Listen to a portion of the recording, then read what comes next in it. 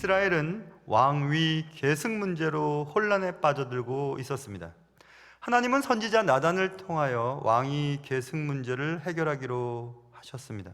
나단은 다윗이 자신이 했던 왕위 계승에 관한 맹세를 기억하게 하였습니다. 다윗은 그 맹세를 기억하고 내가 오늘 그대로 행하리라 라고 다시금 맹세했습니다. 하나님의 뜻과 다윗 왕의 의지는 분명해졌습니다. 이제 왕위를 큰 문제 없이 계승시키는 일만 남았습니다. 그러나 자칫 서투르게 일을 진행하다가는 아도니아를 포함하여 그를 따르는 세력으로부터 역공을 당할 위험에 처해 있었습니다. 오늘은 이런 상황 가운데서 다윗 왕이 어떻게 이 일을 처리하였는지를 살펴보게 될 것입니다. 아도니아의 반란 모의를 어떻게 잘 수습하였는지를 통해 여러분과 제가 피차 은혜 받는 시간 될 수 있기를 주님의 이름으로 축원합니다. 오늘 읽지는 않았지만 32절부터 오늘 본문이 시작됐죠. 다윗은 이런 혼란스러운 상황 가운데서 지혜로운 명령을 내리게 됩니다. 35절을 보시면 그를 따라 올라오라. 그가 와서 내 왕위에 앉아 나를 대신하여 왕이 되리라. 내가 그를 세워 이스라엘과 유다의 통치자로 지명하였느니라. 이렇게 말하면서 다윗 왕의 정통 계승자는 솔로몬이었음을 선포하게 됩니다. 왕위 계승에 관한 하나님의 뜻을 실행하기 위해 신속하게 다윗은 제사장 사독, 오늘 32절 보세요. 제사장 사독과 선지자 나단과 여호야다의 아들 브나야를 불러 그들에게 다음과 같은 명령을 내리게 됩니다. 솔로몬 왕의 등극식에 관한 시나리오에 관한 것이었습니다. 여기서 제사장 사독, 제사장의 힘이 필요했겠죠. 그리고 선지자 나단, 선지자의 힘도 필요했겠죠. 물론 이 여호야다가 누구냐면 대제사장입니다. 그 당시 대제사장의 아들 브나야. 그럼 제사장을 말하는 건가? 아닙니다. 이 여호야다는 대제사장이었지만 그의 아들 브나야는 군인이었어요.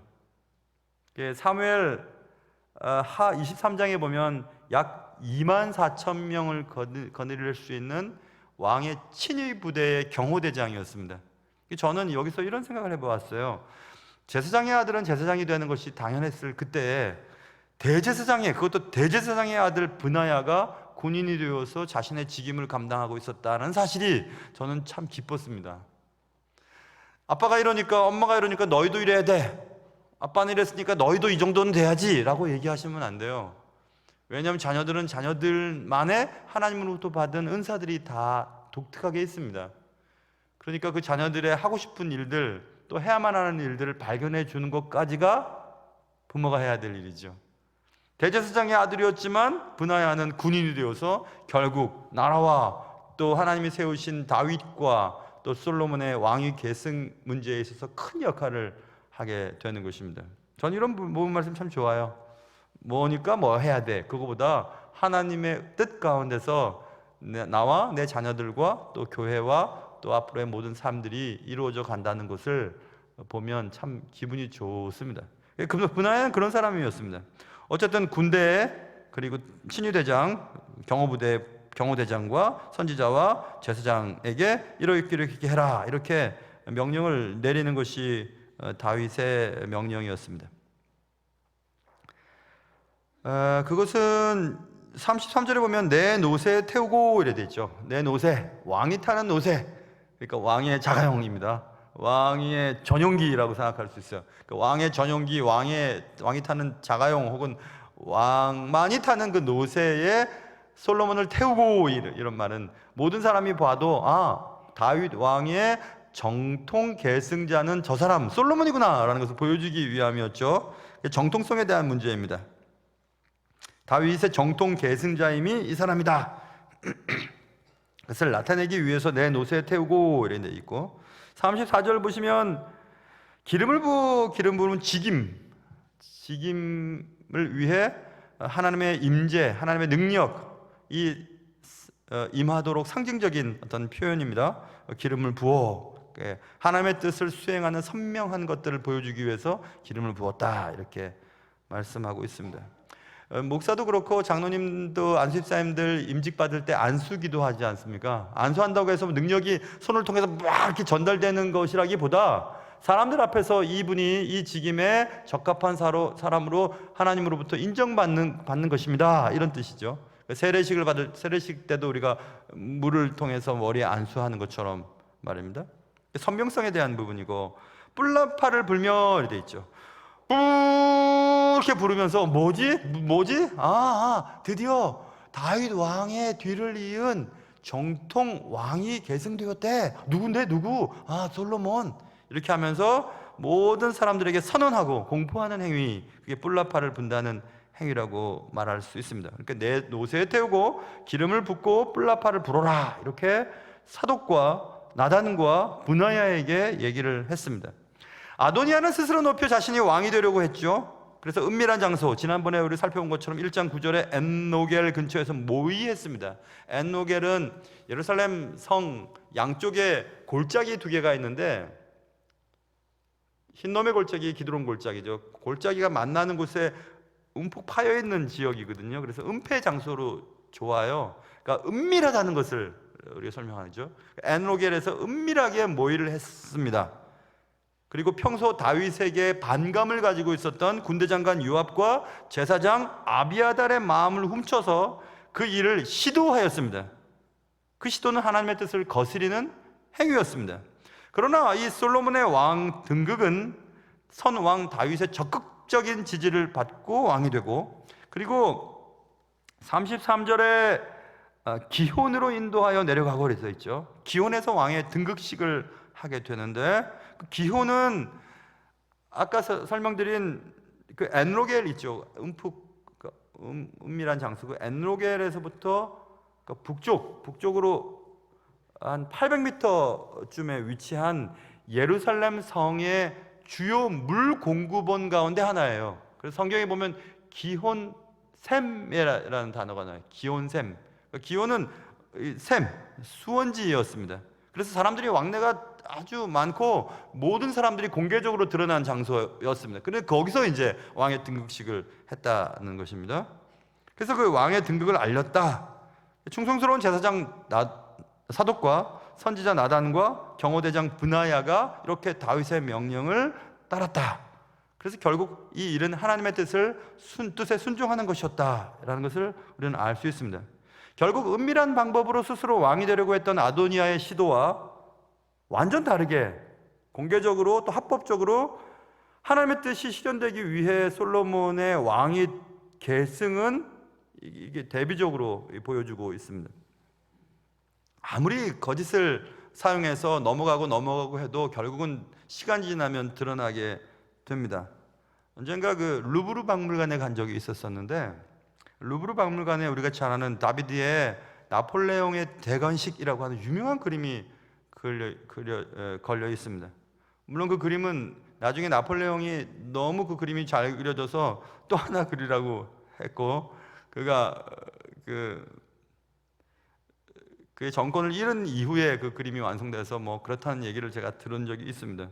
그 나폴레옹의 대관식 그림은 되게 멋있습니다. 한 10m쯤 되고 그 안에 인물들만 한 200명이 넘는 인물들이 세밀하게 그려져 있는 대단한 작품이죠. 근데 그 대단한 작품을 보면 우리는 웃어요. 왜냐하면 실제적으로 나폴레옹이 황제 대관식을 할 때 나폴레옹 여러분이 알다시피 키가 작지 않았습니까? 거기 키가 크게 그려놨어요.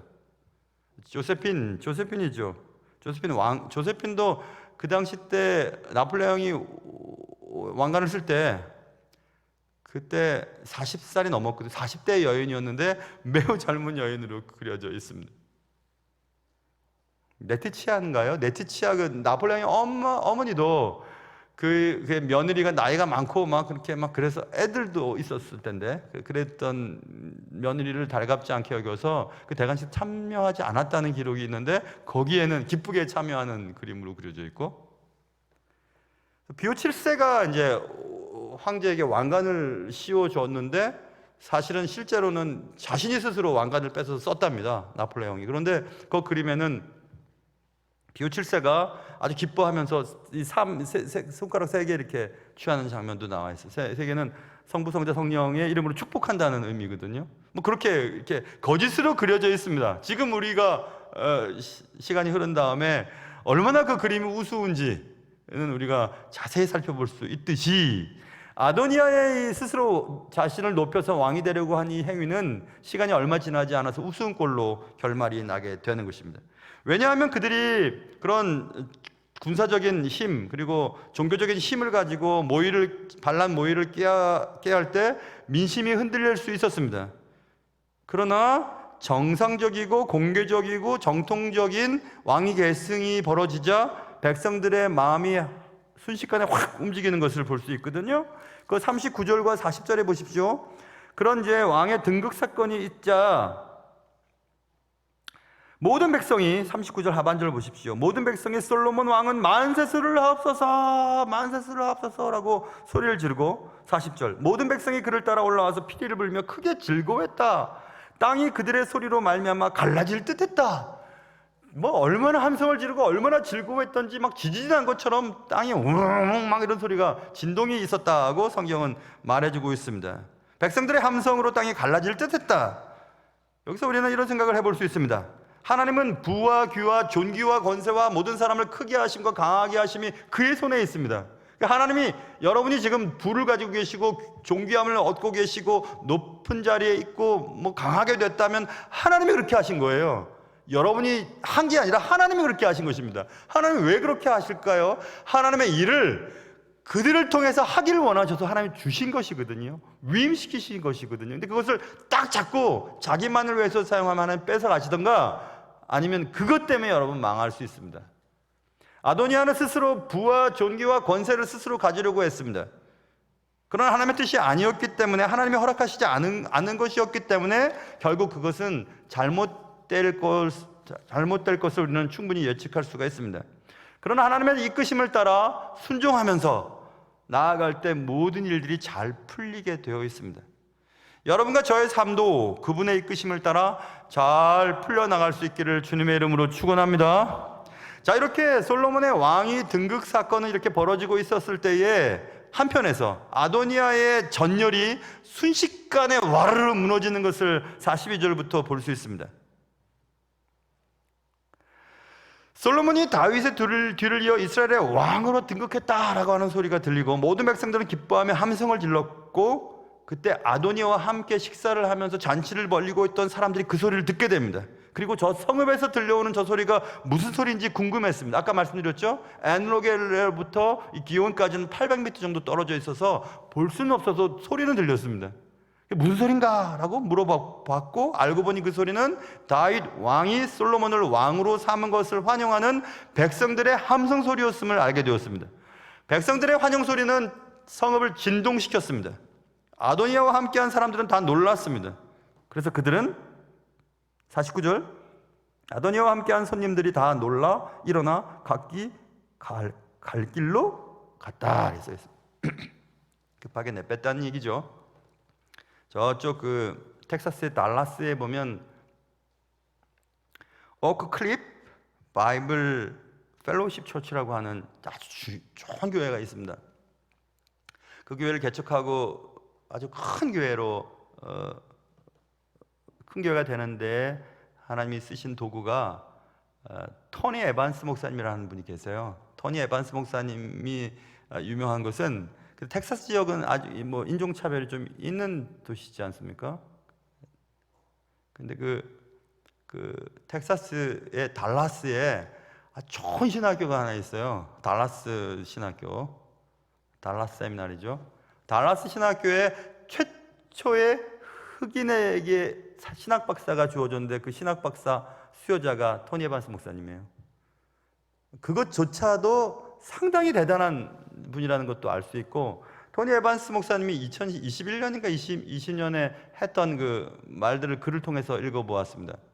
토니 에반스 목사님이 남침내교 연합 컨퍼런스에 하나 이렇게 강연을 하는데 이런 얘기, 오늘날 현대 교회의 문제는 뭐냐? 그거는 이런 설명을 하면서, 여러분 교회에 교직자들이 있지 않습니까? 교육자들을 파트타임 사역자가 있고 풀타임 사역자들이 있죠. 그 전임 사역자 혹은 전임 사역자가 아닌 사역자 이렇게 우리가 구분을 하지요. 근데 그 얘기를 하면서 오늘날 세계 교회의 문제는 크리스천들이 파트타임 크리스천이 되었다는 얘기를 합니다. 크리스천이라면 삶의 자리와 교회에서의 모습이 항상 일치되어야 하고, 교회에서 우리가 하나님의 말씀을 듣고 그 말씀을 생활 속에서 실천하면서 그리스도인으로 살아가야 하는데, 교회에서만 그리스도인인 것 같고 교회 밖에서는 그리스도인답지 않다. 그 파트타임 크리스천 때문에 이 교회, 오늘날 교회가 이렇게 약화되어 가고 있다 하면서 풀타임 크리스천이 돼야 된다고 뭐 이렇게 얘기했던 것 제가 글로 읽었어요. 토니 에반스 목사님의 얘기를 이렇게 쭉 하는 이유는, 토니 에반스 목사님의 책에 요 구절, 잔치가 막 벌어졌을 때 저 북쪽에서 들리는 백성들의 함성 소리의 진위를 파악하고 각각 내뺀 이 본문을 해석하면서 그가 이렇게 썼습니다. Fled like wretch from a sinking ship, 이렇게 썼어요. sinking ship은 이게 싱크홀이죠. 이게 홀이 빠져들어가는 거죠. 그러니까 침몰하는 배에서 도망가는 쥐새끼들, 이렇게 표현했어요. 여러분 보세요. 이 영원할 것 같은, 그리고 권력이 오래될 것 같은 그런 자리입니다. 군대 장관도 와 있고 제사장도 와 있고 또 왕위 계승 서열 1위 아도니아가 왕이 되려고 하는 그런 잔치가 벌어졌어요. 솔로몬을 제외하고는 왕자들도 다 불렀다고 써 있죠. 그러니까는 이 세력은 이제 큰 세력입니다.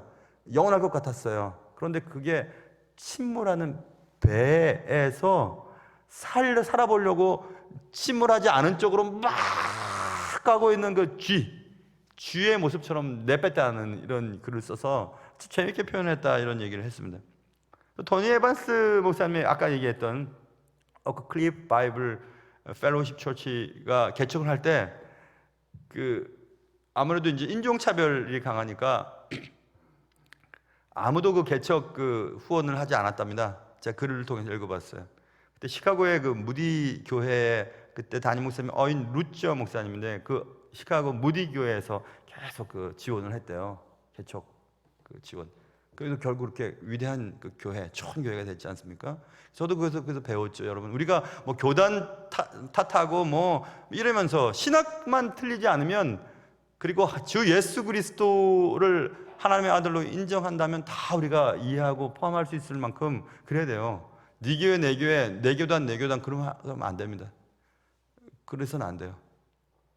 그래서 그런 글을 읽으면서 토니 에반스 목사님에 대한 생각을 해볼 수 있었습니다. 어찌됐든지 하나님의 뜻이 아닌 곳에 모여 있었던 그들은 이제 하나님의 뜻이 실현되는 것을 보고 마치 침몰하는 배에서 도망가는 쥐들처럼 막 내빼기 시작했다, 이것입니다. 순식간에 무너져 버렸다. 잘 되는 것 같아 보였지만 그들은 손쉽게 멸망해 버렸습니다. 모래 위에 세운 집처럼, 모래성처럼 그렇게 순식간에 무너졌습니다. 그래서 저는 이런 생각을 해볼 수 있었습니다. 여러분, 그렇다면 하나님의 뜻과 하나님의 뜻이 아닌 것을 어떻게 구별해야 되는가? 하나님의 뜻 가운데 서 있으면 되고, 하나님의 뜻과 반대되는 곳에 나가면은 무너질 수밖에 없다고 하는데, 그럼 하나님의 뜻이 무엇인가? 라는 질문을 던질 수 있지 않겠습니까? 그렇다면 하나님의 뜻은 무엇인가? 하나님의 뜻에 대한 얘기만 해도 뭐 한참을 걸려야 되겠지만, 요약해보면 이렇게 얘기할 수 있습니다. 하나님의 뜻은 로마서에 써 있습니다. 로마서 12장 2절에 너희는 이 세대를 본받지 말고 오직 마음을 새롭게 함으로 변화를 받아. 지금 sinking ship입니다. 침몰해 가고 있는 배 위에서 잘 먹고 잘 살 것처럼 생각하는 바보 같은 인생을 우리는 살아가고 있다.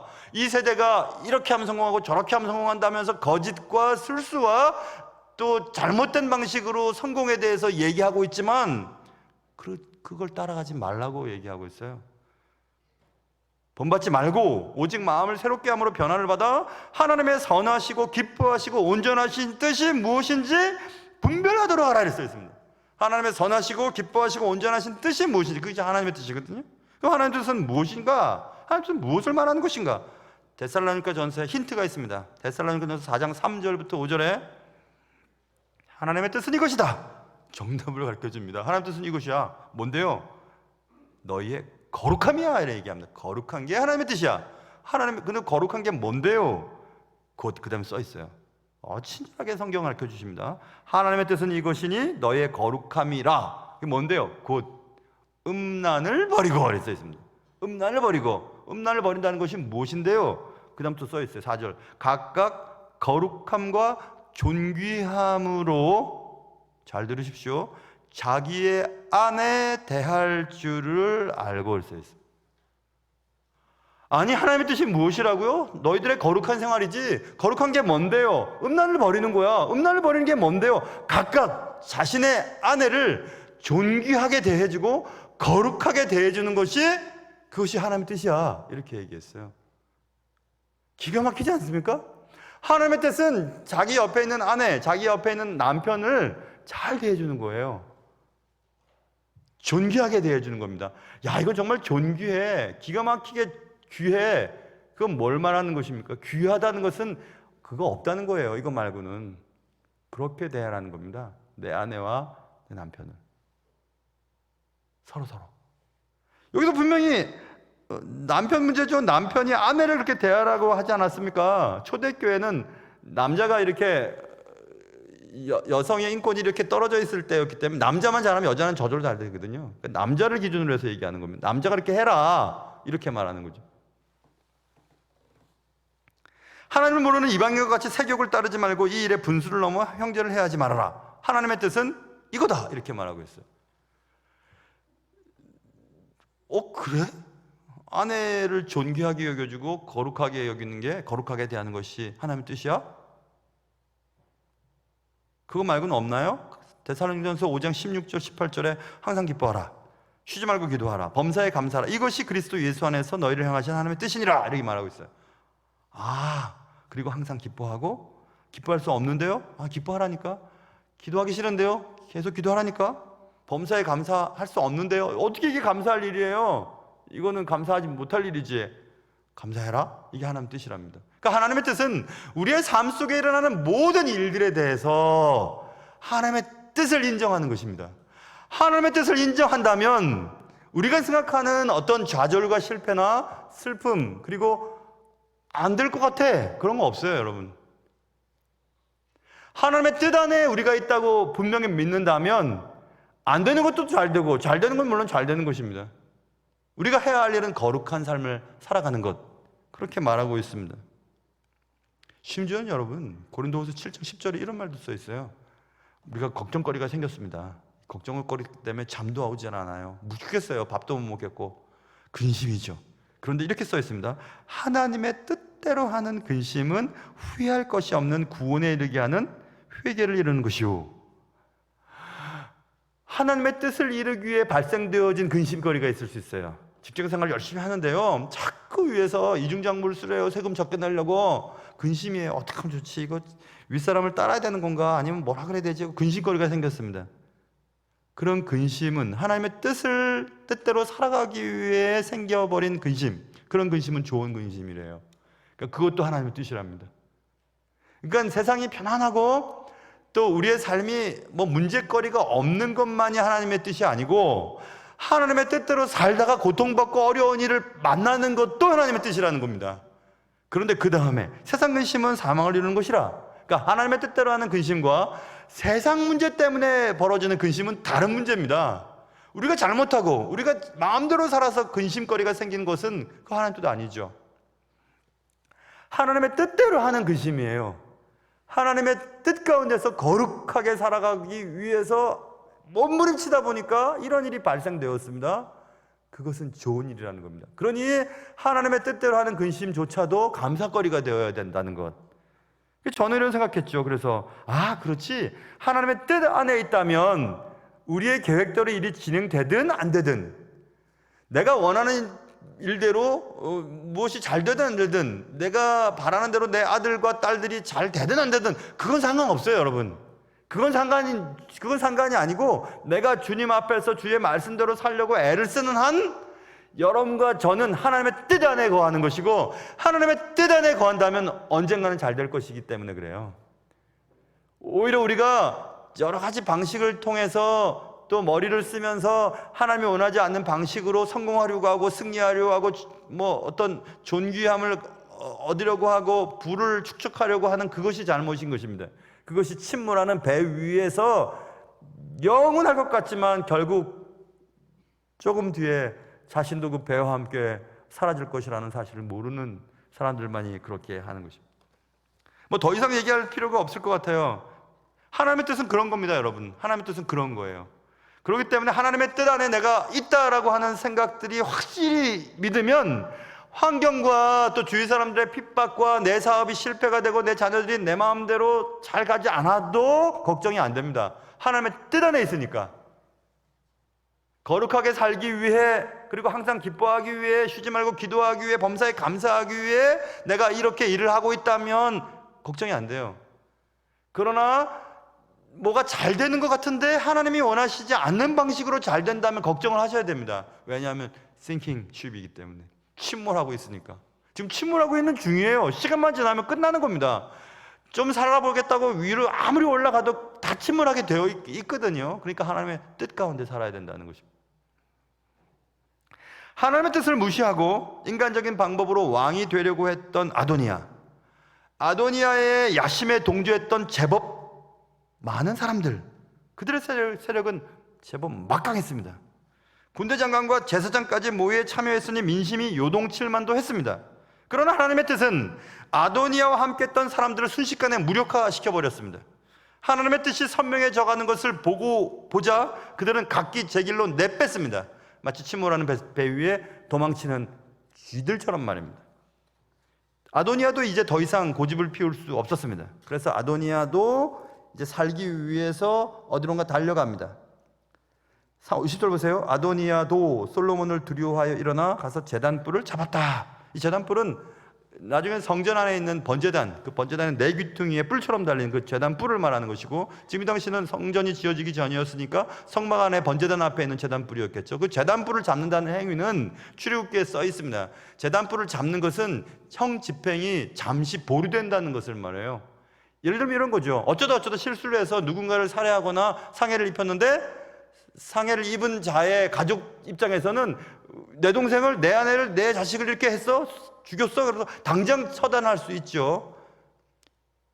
그때는 빨리 달려가는 거예요. 번제단 뿔을 잡으면 형 집행이 잠시 보류돼요.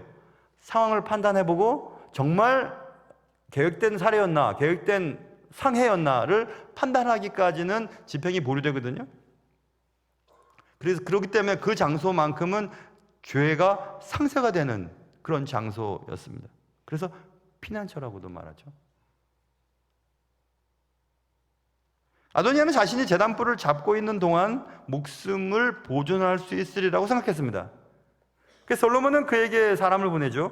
52절 보세요. 솔로몬이 이르되 그가 만일 선한 사람일진데 그의 머리털 하나도 땅에 떨어지지 아니하려니와 그에게 악한 것이 보이면 죽으려. 지금 당장은 해하지 않겠다는 겁니다. 그러나 그가 만일 선한 사람이면 살 수 있지만 악한 것이 보이면 그때 죽을 거다. 이렇게 솔로몬이 얘기를 했습니다. 그리고 솔로몬은 사람을 보내 그를 제단에서 이끌어내고 아도니아에게 단단히 이르면서 얘기하죠. 네 집으로 가라고. Go to your home. 저는 Go to your home, 네 집으로 가라 라는 말을 읽었을 때 제 귀에는 이렇게 들렸어요. 너의 자리를 찾아가라. 네 위치를 지켜라. 네 본분을 잊지 말아라. 네 사명을 다하라. 네 사명에서 떠나지 마라. 이렇게 들리기 시작했어요. 사랑하는 성도 여러분, 여러분의 사명과 책임이 있어요. 여러분의 자리가 있고 본분이 있습니다. 역할이 있습니다. 그 자리를 떠나지 마세요. 그 자리를 떠나게 될 때 실수할 확률이 높습니다.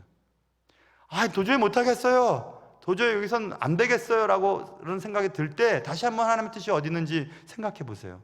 아도니아는 정상적으로 왕위 계승 1위였고 또 용모도 심히 준수했고 아버지에게 꾸중을 당할 만한 일을 하지 않은 사람이었다고 했지만 하나님은 그를 왕으로 세울 생각이 없었습니다. 그는 스스로 자기를 높여서 왕이 되려고 했습니다. 그래서 여러분, 이게 참 중요해요. 스스로 자기를 높이고 안 되는 것 어떤 방법으로 돈을 가지려고 하고 거기에 올라가려고 하다 보면 꼭 문제가 생기거든요. 하나님 뜻이 어디 있는가 꼭 생각해 보셔야 합니다. 잔치가 벌어졌습니다. 이 잔치가 잘 끝나게 되면 이제 개국 공신이 될 수 있었던 사람들이었습니다. 군대 장관도 있었고 제사장도 있었고 많은 다른 왕자들도 초대를 받아서 거기에 있었습니다. 그러나 그 파티는 조금 후에 정상적인 왕위 계승 소문을 듣고 뿔뿔이 흩어졌다고 말씀드렸죠. 그래서 어느 학자가 이렇게 얘기했습니다. 그리고 또 그것과 함께 지금 아도니아가 네 집으로 가라라고 하는 솔로몬의 말을 듣고 목숨이 보존되어서 솔로몬을 떠나 자기 집으로 갑니다. 그리고 이제 우리가 계속 공부하게 되겠지만 나중에 아도니아는 또 죽어요. 그래서 이 아도니아 입장도 그렇고 군대 장관 요압도 그렇고 그 밖에 그 자리에 참석했던 모든 사람들은 지금 당장은 목숨은 보존했습니다. 그러나 그들이 가지고 있었던 평화, 안정감은 계속되지 못할 것이라는 사실을 그들도 알고 있었습니다. 그래서 어떤 신학자가 이 본문을 해석하면서 uneasy peace라고 썼어요. 쉽지 않은 평화죠. 그러니까 그냥 의역하면 불안한 평화라고 하면 잘 와닿아요. 평화를 지금 누리고 있는데 불안한 겁니다. 지금 돈이 많아서 좋은데 불안한 거예요. 왜냐하면 정상적인 방법이 아니었고 내게 주신 이 돈과 이 또 위치가 나만을 위해 사용하라고 하나님 주신 것은 아니라고 하는 사실을 여러분도 알고 저도 알고 하나님 더 잘 알고 계세요. 그러니까 또 내 육신을 즐겁게 하기 위해 어떤 쾌락의 장소에서 드나들고 또 어떤 일들을 하고 예를 들면 이런 거겠죠. 주일날 뭐 골프장 갈 수 있죠. 뭐 골프 가도 됩니다. 요즘 뭐 온라인 예배 드리고 뭐 얼마든지 괜찮습니다. 또 영상 나중에 되돌아보면 되고. 그렇지만 여러분 마음속에 정상적인 평안함이 있던가요? 없을 겁니다. 불안할 겁니다. 내가 지금 뭘 하고 있는데 뭘 즐기고 있는데 그것이 다 드러나게 되면 창피하고 또 안 될 것 같은 그런 어떤 것들을 즐기면서 불안하게 평화를 누리고 있는 것이 계시다면 그거 하나님 뜻이 아니에요. Sinking ship, 쉼을 하고 있는 배 안에 지금 나머지 음식을 서로 먹겠다고 싸우는 쥐새끼들 같습니다. 조금 있으면 다 죽을 텐데. 그게 불안한 평화예요. 여러분, 불안한 평화와 진정한 평화를 혼동하면 안 됩니다. 하나님 주시는 평화는 먹을 것 없어도, 일이 안 돼도, 사업에 실패해도, 내 자녀가 내가 원하는 학교에 못 가도 평화합니다. 여러분 경험해 보셨죠? 그건 하나님의 뜻 가운데 있기 때문에 그런 것입니다. 불안한 평화, uneasy peace. 멋진 표현이라고 생각했습니다. 저는 이 본문을 읽으면서 다음과 같은 말씀이 생각났습니다. 신명기 28장 7절과 25절은 딱 반대되는 구절이에요. 7절에는 먼저 여호와께서 너를 대적하기 위해 일어난 적군들을 내 앞에서 패하게 하시리라. 그들이 한 길로 너를 치러 왔지만 내 앞에서 7길로 도망할 거야. 그게 하나고, 25절은 딱 반대입니다. 여호와께서 네 적군 앞에서 너를 패하게 할 거야. 네가 그들을 치러 한 길로 갔지만 그들 앞에서 7길로 도망갈 거야. 이렇게 두 구절을 딱 반대로 했는데 차이가 뭔지 아세요? 하나님께 순종하고 하나님께 순종하지 아니하고, 하나님 뜻 가운데 있는 것과 하나님 뜻 가운데 있지 않는 것과 이렇게 차이가 나요. 하나님의 뜻 가운데 있으면 우리를 치러 오는 적군들이 막 몰려옵니다. 큰 대로를 점령한 채로 몰려왔지만 내 앞에서 그들이 7길로 도망을 가게 만들어 주실 것이다. 그러니까 하나님의 뜻 가운데 있으면 됩니다, 여러분. 하나님의 뜻 가운데 있으면 돼요. 상황이 힘들고 나를 힘들게 하는 여러 가지 문제들이 막 대군을 끌고 닥쳐와도 하나님의 뜻 가운데 여러분이 버텨 계시면 결국 그것들이 7길로 도망가게 될 줄 여러분 꼭 믿으시길 바랍니다. 당신은 지금 그러면 어느 길로 가고 있는지 한번 생각해 보십시오. 그리고 여러분은 지금 어디에 모여 앉아서 안락하게 아니면 불안한 평화를 즐기고 계십니까?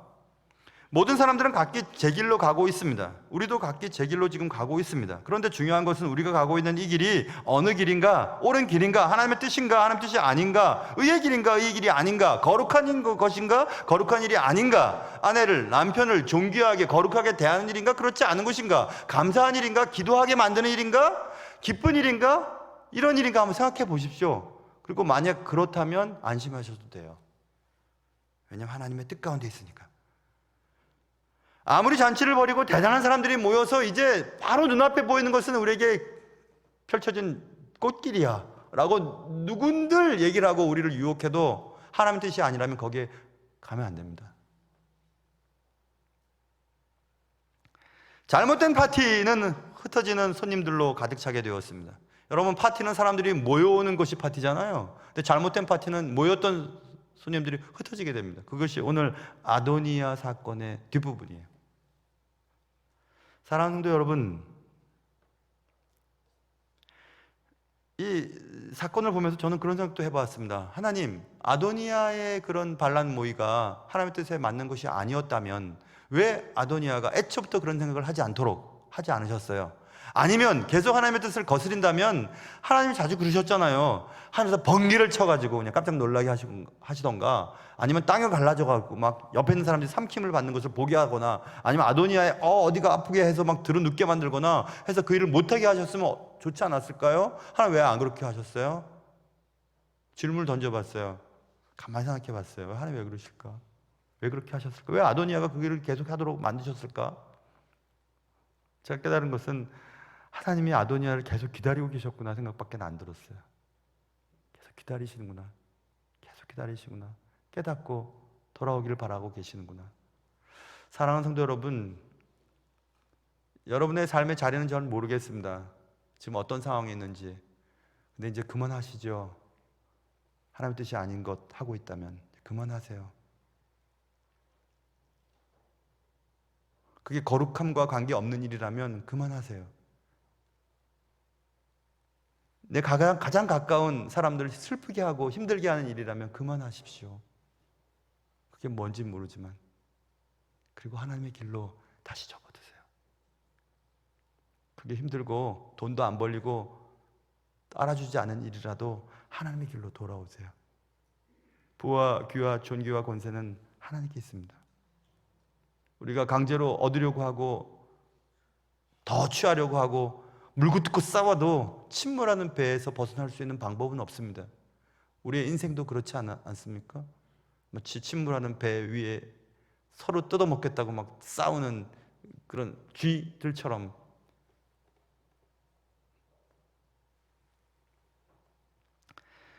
모쪼록 하나님의 은혜 가운데서 있어야 할 자리에서 하나님이 원하시는 뜻을 따라 한 걸음씩 걸어감으로 하나님이 기뻐하시는 인생을 살아드릴 수 있는 여러분과 제가 될 수 있기를 주님의 이름으로 축원합니다.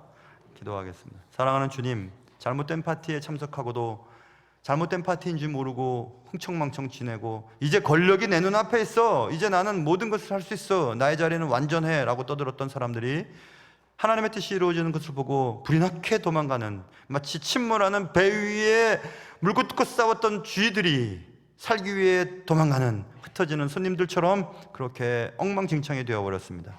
사랑하는 주님, 우리를 불쌍히 여겨주셔서 하나님이 기뻐하시는 자리, 하나님이 원하시는 그 길에 들어서게 하시고 하나님의 뜻을 이루기 위해 늘 하나님의 말씀 앞에 엎드려지는 그런 삶을 살 수 있도록 도와주시옵소서. 예수님의 이름으로 기도합니다. 아멘.